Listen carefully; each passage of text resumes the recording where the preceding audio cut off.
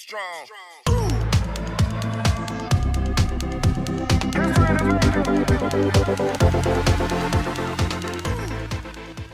Hi, and welcome to Funny Minds. I'm your host, Lynn B. And I'm Edward Biss, your co-host. And today I'm very excited to introduce a wonderful woman who comes from our area, New York City. And she's a mother. She's a fit model. She's going to explain exactly what that is. I understand it, but she's going to explain it to you guys. And she's been in film, in TV, commercials. She was 2023 Miss New York UN.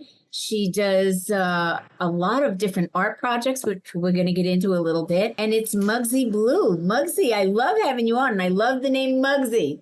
I think of James Cagney in one of these, crazy films where he shoved that, what was it, a grapefruit in somebody's face.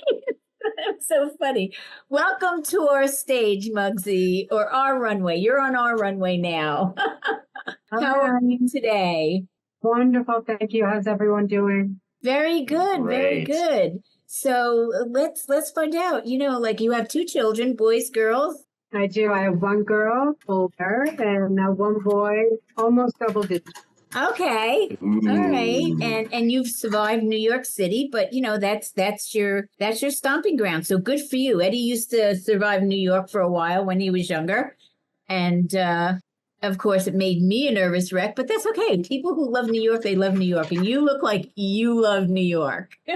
So how did you get started? I started my career in technical apparel design back when I was 18 years old. I interned at Jones Apparel Group in Manhattan. And I started there in the fit department, fitting garments on live models. And I did that for a little bit. So that was taking measurements of people, making sure that each style could fit across a wide range of sizing for Missy Woman, juniors, things like that. And then we would revise patterns and get protos back in and production orders. And we'd get to travel to great places, great factories. And I met a lot of great people. Then from there, I took up and left after I finished college and just moved down to South Carolina for my first real technical designer job. Not knowing a single soul. Just all on your lonesome. You just went there by yourself? Just bailed. I just left. Yeah, I got the job and I said, okay, I'll see you guys in a couple of days. That's phenomenal. Where did you go to school, MUGSY? Did you go to FIT or did you go to... No, I actually went to Nassau Community College. They have an amazing apparel and merchandising program there. And that's where I got my degrees. So were you at that point, were you more interested in the design of everything? And where did the actual modeling, runway modeling portion come in? Like which was really like your passion at that time? Well, I was a child model when I was very young. Oh, okay. And when I grew up, and then when I grew up and came into my own, I always loved fashion and makeup and styling and all of that. And my hook got into fashion. So that's what I went to school for, actually designing clothing. And once I started and got my foot in the door, it was in the technical design aspect of building the fashion, where that's where I really fell in love with that career. Yeah. So I was able to do a bit of and work with the designers and show them ways of helping it look better on each size per style. And I stuck with that for about 20 years, and each year gaining and working my way up until I was director of technical apparel design for many years. Wow. And then you came back to New York. Well, I came back to New York actually after only a year and a half in South Carolina. Oh, okay. Yeah, Jones Apparel Group, about a year and a half into South Carolina, they contacted me and wanted me to come be a technical designer for them full time. And you can't say no to the fashion capital of the world. So guess who was coming home? I know. They dangled that carrot. They dangled the carrot. And she went for it. Do you design? Yeah, I mean, any- it is true. Okay. I mean, New York is really, in America, New York is Right. pretty Yeah. much fashion Yeah. capital. New York is the fashion capital. Do you go? As opposed to, Do you go overseas at all? Like, go to Paris Fashion Week, any of that? I've been to Paris Fashion Week. No, all of my overseas stuff has been through getting fabrication, getting yarns, working with patterns, and working with Okay. factories, things like that. Okay. Do you design any of your own clothes? I do. I have my own company called 516 Stitch, and I Okay. do design my own clothing and sell them. Actually, just did a show the other day. I'm an official host for Bigo as well on live streaming. And I just did 2 shows for them, showing them my style that I have out for the summer and for fall coming up. that's Oh. phenomenal. That's And phenomenal. that's adult clothing. Do you do any children's clothing? I do. I started out doing matching family apparel. So it would be same style, mother, daughter, child, father, the whole Oh, that's family. cute. Yeah, yeah. Yeah. When my girls were younger, I mean, they look back now and they say, "Oh, Mom, how could you?" It was like at Christmas time, it was always like we all matched, in some sort of way. It wasn't the exact same, but the pattern was there. It was just different styles. And I did it like for about 4 years straight until they really finally said, "All right, we're big now. We don't need to do this anymore, Mom." But I thought it was the cutest Thanks, Mom. thing, like for a mother, they're so cute, the little girls, and they look just like Mommy. I like that. It's adorable.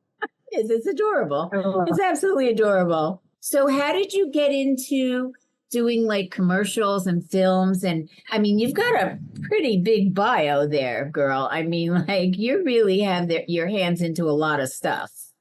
You really do. I give you a lot of credit. You're a bouncing ball. You're pretty, yeah. So how did you get into all of that? Well, the fit modeling I got into through technical design, where I was used most of the time as one of the main sizing. So I would put the clothing on myself and be fit for that size. So that's where all the fitting, fit modeling work was from there for all the different companies I worked for, like Jones Apparel Group, Express, Ross, from high end to ready to wear to mainstream, all different companies. So I got a lot of experience out of that. And then back in 2016, I left the industry of technical design, started 516 Stitch in 2016, and still do that. And then I said, you know what? I want to really do something different. I changed a lot from 2016 to the past 3 years. I'm like, I want to go back into model. So I just did it. I started and kept going every day, kept going. I got into an agency, indirect model talent agency. Okay. And worked with them for a year. So did a lot of modeling and photo shoots through them. And then I was like, you know what? Since I'm not such a spring chicken anymore, let's move over into the acting realm. So then I just started working there, step 1 and step 3, and keep going. Okay. Were you you just opened the floodgates and said, "All right, I'm just going to start going on auditions"? Did you have someone that was hooking you up with that, like an agent, or you just doing it on your own? I had all my training done through my agency, like my model training, my acting training. I had all that done through an agency. But as far as getting roles and photo shoots, that I did all on my own. Wow. That's not easy. No, That's it's not. easy. It's not. You got to knock on a lot of doors. Yes, and a lot of meetings, a lot of going back into the city, meeting people face to face. Oh God, LinkedIn is huge. Contact. Got to keep it going. How do your children like, their mom being a fit model and an actress, and like how is it rubbed off on them? They love it. My Oh, they love it so much. And mommy's famous. Mommy's on TV. Mommy's on the show. And Mommy's in a magazine. Mommy's going down the runway tomorrow. You gotta watch her.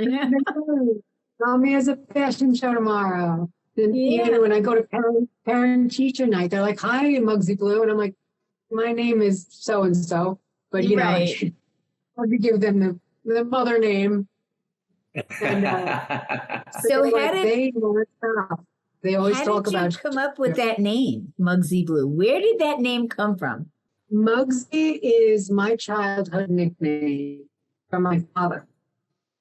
Oh, really? So Were So you I a kept little Mugsy. Mugsy when you were you I was a little mischievous? gangster. I was a little gangster when I was little Mugsy. You know her Mugsy. So. I love it. I love it. That's great. That's absolutely great. I know And the Blue first. It's just gotta come. because of my blues. Okay.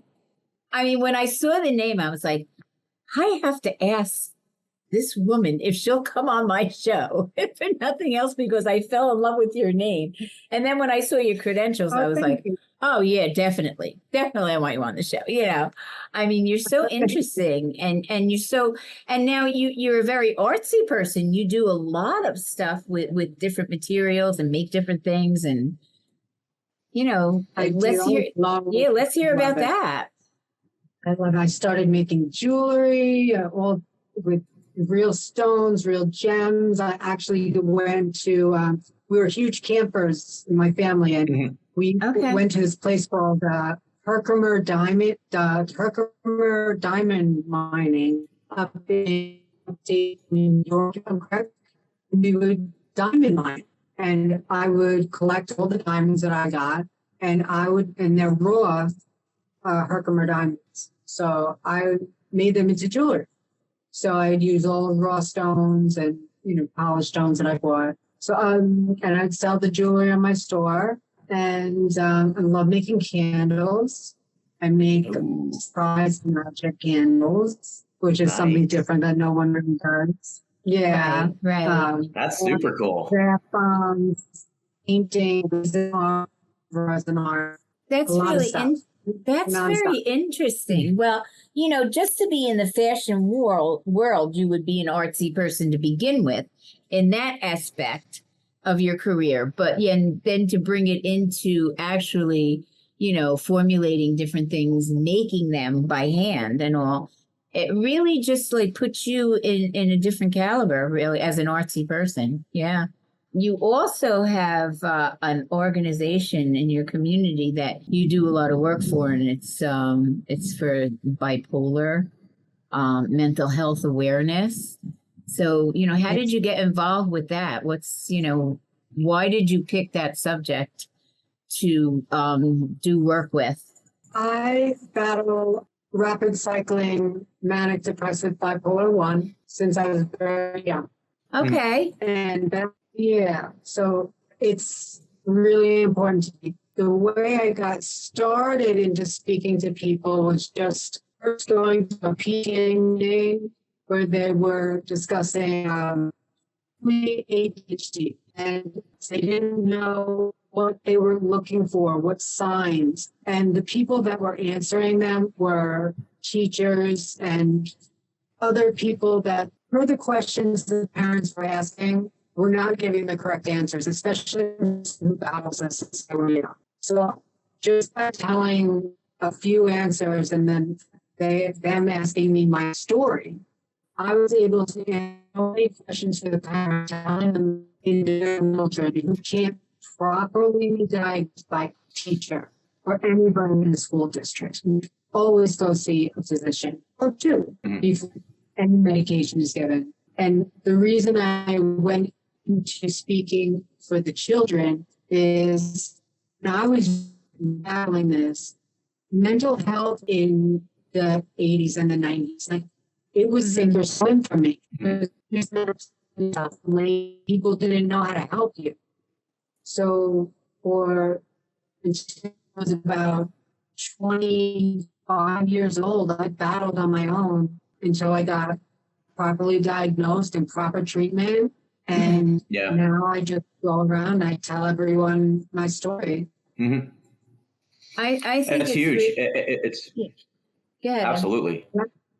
No, I mean, Yeah. it's huge. That is obviously, as you get older, you look back and yeah, and that day and age and time, obviously it was not talked about, looked at, as it is now. So that is a battle for 25 years.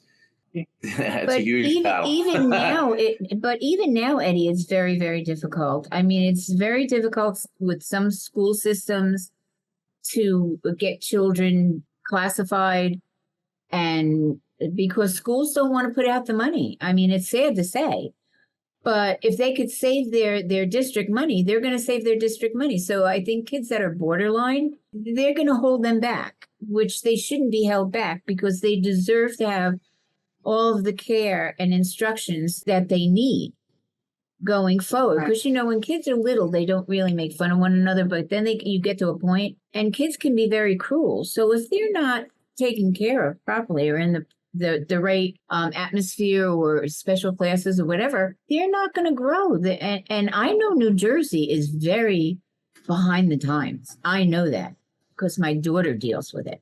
And it's very sad. I think it's very sad. And even New York. Yeah. New York is a big city. It's a big state. And, I was talking to somebody at a party, and they're in Pennsylvania, and this woman is in charge of helping people, helping families, and getting kids, in and out of the system. And it's like, well, did your daughter do this? And did the teacher do this? And everything seems to be lacking. Like, people just don't want the school to spend the money unless it's absolutely necessary. I don't know if you ran into that or not, but I see that happening. Well, MUGSY, what you mentioned, obviously everybody agrees with, is that teachers got to diagnose your kid. That's rule number one. And throughout the years, you've seen a lot of that, and I think people are starting to catch on and, put a halt to it, and the same thing, with ADHD. For the longest time, it was never talked about. Everybody, who was dealing with it, it just wasn't a thing then. Now it is. Now people are getting diagnosed at later stages, sure. And you look back at your life and go, wow, oh my God, now it answers all my questions. So things have progressed, as far as awareness and talking about it. There's much more out there about it, but it is very much something that needs to be dealt with a psychiatrist or therapist, as opposed to a teacher. right.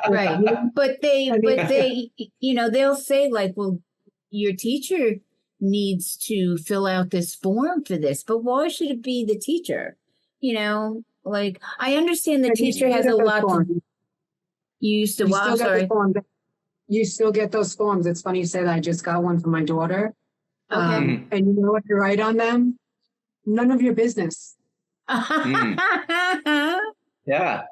Because it is none of their business. The people that I deal with are the people that do the IEPs to get them into the special criteria that they need to be in. And I took both my children out of a school because they would not help them at all. They were going backwards in progress. I grabbed them out of that school and I put them in a prop school that could help them properly, and met with all the CSE, the IEP, having all those programs. And I got them. My daughter's on high honors for years now. My son, from a behavioral problem that was so severe,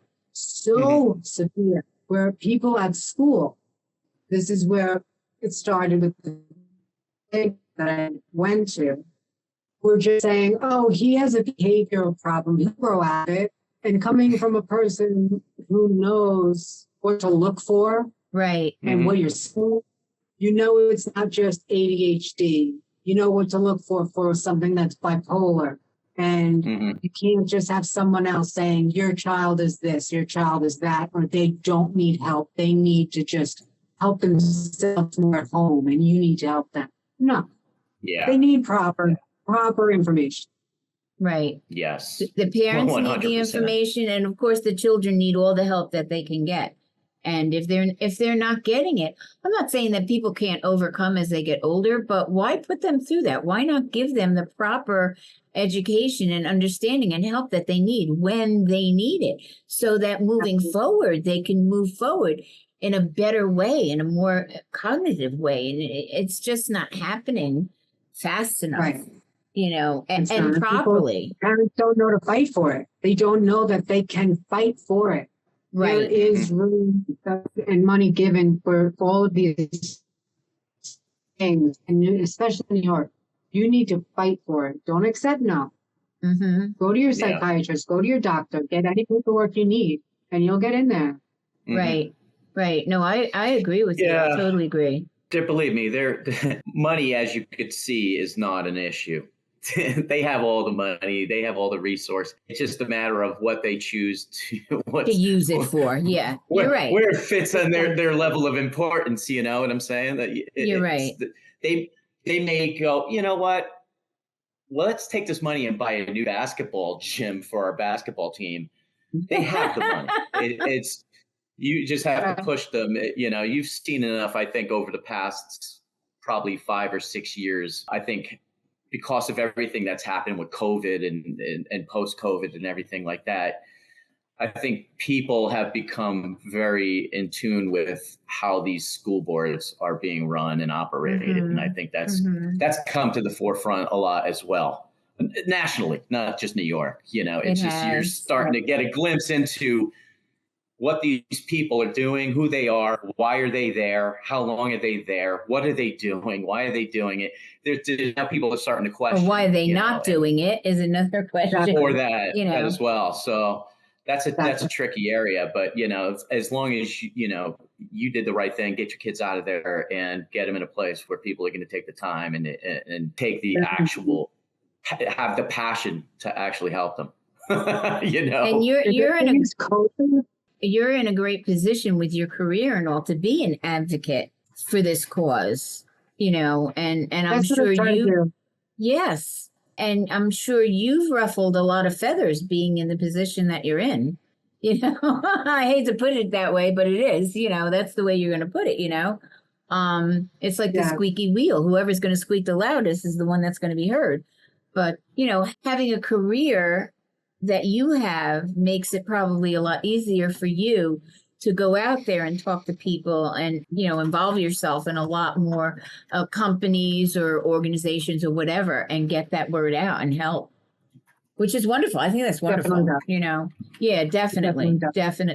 Any of the pageants that I do, they always ask you, why do you want to be in this pageant and what would you do if you were the pageant winner? Things like that. And Right. my answer is always about mental health. That's the reason I'm there. If I can it's not just for me to walk down the runway and be like, yeah, I'm going to win a pageant. I love doing that. Yes, wonderful. But I'm also there. So hopefully I can spread the word more to a larger group of people that really need the help. Oh yeah. That's great. And there is, I mean, there's a lot of people out there, and they, I think a lot of them feel like they're in their own hell, and then when they see and hear that other people are in it with them, wow, it's not just me, like that over, you get that sense of, oh my God, it's not just me, It's true. And I see that, I mentioned before, I'm a host for BIPOLAR Streaming Live, and I have my own channel on there called Manic Depressive Bipolar Health, or just mental health. Anyone can come in and apply to be in the community. And a lot of people that come in, they get so much information, not only for themselves and for their children as well. Like they don't even understand what's happening to them. So we try to explain to them, okay, this might be what's going on with you, or please seek help. Validation. It's huge. I go to therapy. My therapist was all about it. Go online and look at some videos of people that deal with this, and you will feel the value. And I did, and I was like, oh my God, it's not just me. It's like you feel validated. Right. And that's huge. Right. It's huge. So are Like do you're you walking people off the ledge. A lot of the time you are. Mm-hmm. Yeah, do you and have you kind of live life on a ledge, you know. So it's important, you know. It's Yeah. huge. I can't say enough about it. do you have any new awards that you're looking to be a part of? Or, I know you won the award Yeah. for Miss New York UN. Are there more on the horizon that we're going to watch? There is a new pageant, but in 2025. So I'm working to see if I'm going to try for that. One Okay. will be in Paris and one in Asia. Oh, I nice. just Yeah. Asia. and I just auditioned for a new show for all women survivor in remote place overseas. So waiting to see back on that. So I Nice. am a big camper since we were little, so I know how to survive outside and do all Camping or glamping? hardcore. Hardcore, Eddie. Hardcore. You show so Muggsy, you show up with your bear spray, right? Hey, I got the bears down. That's funny. That's my problem. I bring the bears home with me. Yeah, he too would. That's interesting. That's very, very interesting. And what else do you have up your sleeve coming down the road? I'm trying to do a few more magazines with Fashion Republic and Lure Loves. And in a new agency, Dance Talent Agency, and working with them, doing more of the acting aspect of it. So it's right now, as summer, is a lot of casting. I just wrapped 0 Day with Robert De Niro. So that just wrapped. Yes, I seen that. Yes, How God, I mean, please. that's so exciting Spill to the be with beans on him. that one. Wow. I'm Wow. Everybody excited. loves Robert De Niro, so that's great. You got to work with him. He must have been so excited. He's very nice guy. Very nice guy. People always have something to say about everyone, but he's a very nice guy. Yeah, right. And Well, it's different when you're on a set. I'm sure things are. I'm sure things are different when you're on a set. It's not like you're hanging out eating a sandwich together. I'm sure there's a protocol and do's and don'ts. Yeah, no shoulders with him. He's not like the comedy. I mean, he's done some comedy in his life, but he's not really like the comedy guy, like a Jim Carrey type of thing where, you're cracking up on the stage and stuff like that or in the set, because the person is just doing the most ridiculous things. But he's a very seasoned actor. I mean, like, he's been in so much. He really has. It's got to be all an the honor. different characters that he's done. There's so many. Like from character, something fascinates me. Being able to just live as this one person with all these traits for an amount of time, and then when you get your next role, learning a new person, a new trait, and becoming that person.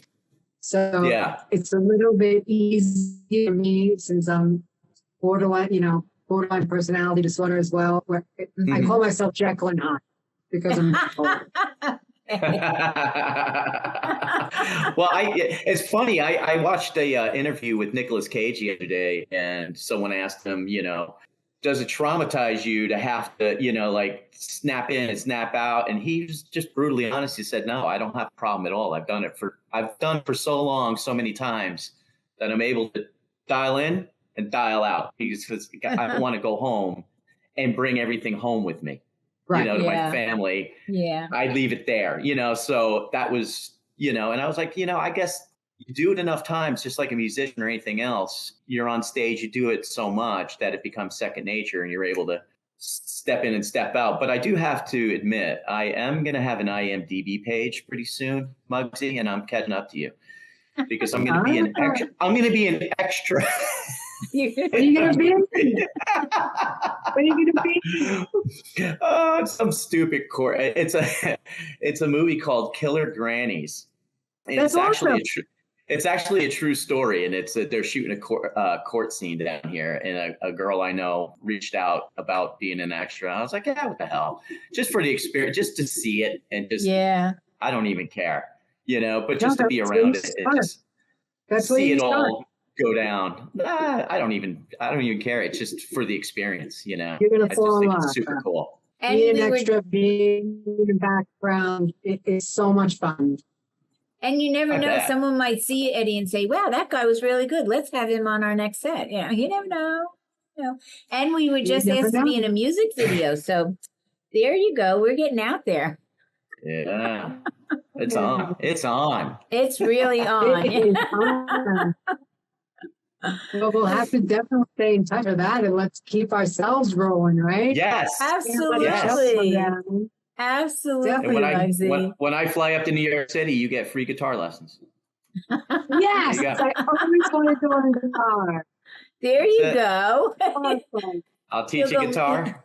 He'll go meet you in Central Park. I'll teach you guitar. You teach me how to be a model. Yeah. I'll teach you how to be a model. I'll teach you how to walk, do the runway. Just smile. I would be a little bit more like Zoolander, I think.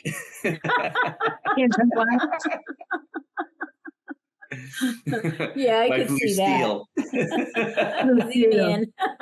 Blue steel. Oh wow! All right, so MUGSY, tell everybody where all our fans and your new fans where they're going to find you. Give us all your skinny on where you are. Okay, you can find me on almost any social media platform under MUGSY BLU. I'll spell it for you. MUGSY _ BLU. No E. BLU. No E, guys. Remember that. No E. Just BLU. And that's on Facebook, Instagram, TikTok, YouTube, LinkedIn, Twitter, all of them. You'll find me. Tinder. And join Beagle Live. And if there's anybody out there that needs a speaker on bipolar and mental health, there's, get in touch with MUGSY, and she'd probably be very happy to do a speaking engagement. And the one thing that MUGSY aspires for is to see her face up on the billboard in Times Square. And I think that's a wonderful aspiration to have. And you're going to do that. I believe that someday. Why hasn't it happened already? And I don't get to New York that much. But you're gonna have to email me and say, Lynn, I'm up there, and I'll have to come and see you. Absolutely. If I'm up there, I'll be standing out there for days and nights, just video recording it like it's me.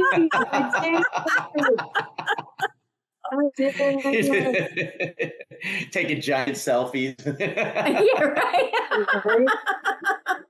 That would be amazing. I'm really going to hope that for you. So listen, America, MUGSY wants her mug up there. So we got to put it up there, We want that. Hell yeah. I want up there.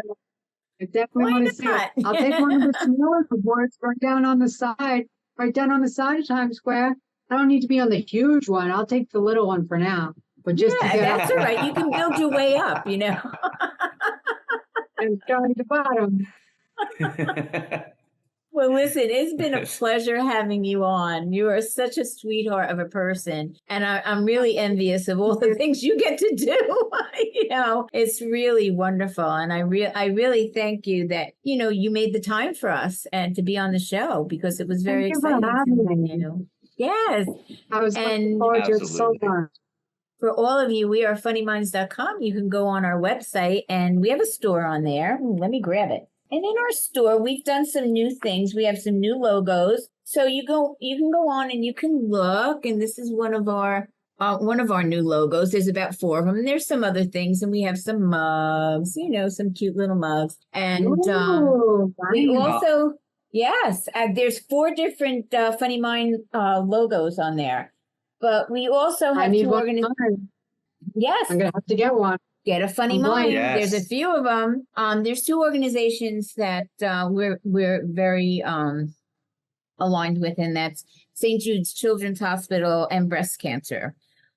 So there's a purple button on there. If anybody is capable of making a donation, that would be wonderful. They're two great organizations, which I'm sure you all know. Yeah. And at that, I'm going to thank the fans for spending time with us today to meet this wonderful lady who is amazing and does some really amazing things. Yes.